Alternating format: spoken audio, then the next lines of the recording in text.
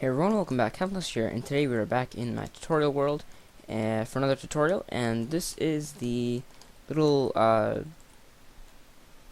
pop-up gate thingy that I used in my building world, which that episode went up like 2 weeks ago, I think. Anyway, that was a terrible. I said I was gonna do a tutorial in that episode, so I didn't have to do a separate one, but that tutorial was terrible, so I decided that I just go ahead and make an actual tutorial. This is the whole thing. You can kind of see it a little better now that it's not embedded in the ground. Not the most compact thing in the world, but definitely I think it's okay. I think I'll get to work on a version 2 sometime in the future, but also you may notice I'm not using my standard OCD texture pack, and that is because I'm in Minecraft 1.9 and I don't have the updated one yet. I actually don't think there's an updated version, but anyway.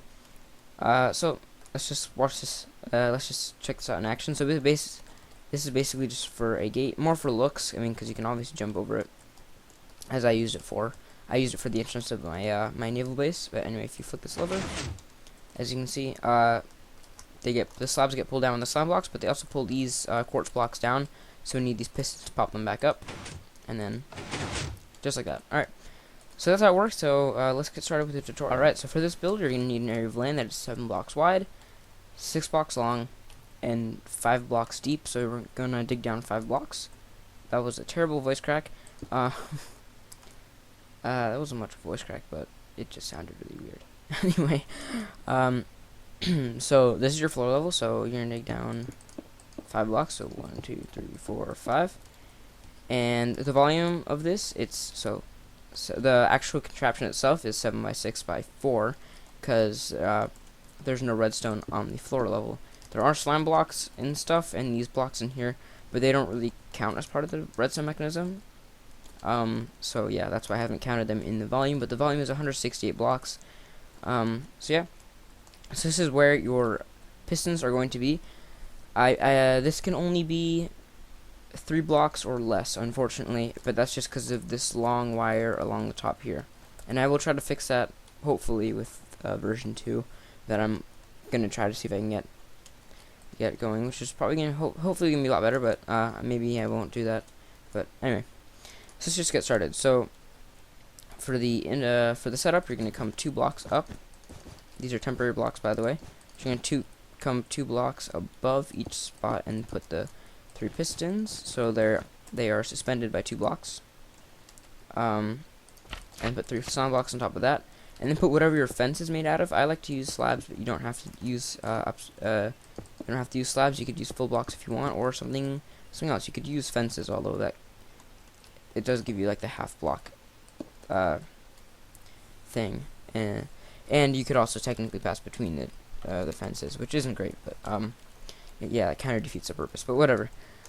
So the next, what you want to do is you want to come surrounding the pistons with regular pistons facing upward. These are to push those quartz blocks that are around. Well, so basically, as I explained earlier, these slime blocks will pull these blocks back down to here. So we need to repower the piston. We have to power these pistons to push them back up. So just go around like this, and there we go. All right. So now to wire it up. So what you're gonna do is you're gonna come underneath the sticky pistons and put a block underneath each of them, and then place a block like here. Place a block here in front, and put repeaters going into those blocks, and then just connect those repeaters. Failure.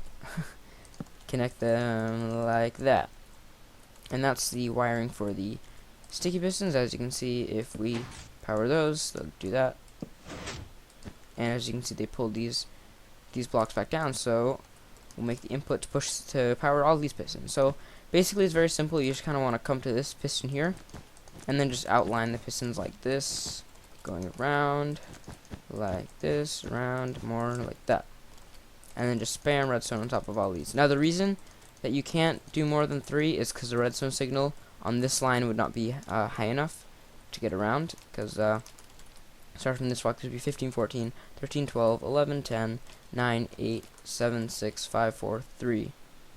You might be able to expand it by 1, but I'm not sure. I'll have to try that out, and I'll get back to you guys at the end of the episode. Not episode, sorry. And the end of the video. I'll try that out after the tutorial. But anyway, so let's continue with this tutorial. So that's the whole setup done. As you can see, if we power that, we'll push them back up, and everything's reset. So now we just have to get the motor, the mechanism to do it, to do all of this, and it's actually very, very simple. So that's the blue circuit. So the input block, which I generally do in black, goes right here, and we're going to need a lever to put on that block, just like that. So that's just going to power those pistons like that, and again, that'll pull that back down. So let's just there we go. Okay. Now what we're going to do is we're going to take a signal from this redstone here, off like that, into a block, and bring that into a torch. And that's going to go into another block with redstone, and that's going to go into a piston monostable circuit, and this is going to be a falling edge, because when you activate this torch, this will power off, and then when you deactivate this torch, this will power on. So it's a falling edge, because it's the falling edge of the lever. That's what it's called. They're going to place a repeater here, set to 1 tick, and then a block with redstone, and that's just going to power all this. So that should be the whole thing done. Yep, just like that. And then you can just go ahead and fill in the floor, which I am not going to do. But yeah, that's it done. And so now I'm gonna go check out that little thing. Maybe see if I can expand this to 4. And if you did expand this to 4, it would just be the same process. Yeah.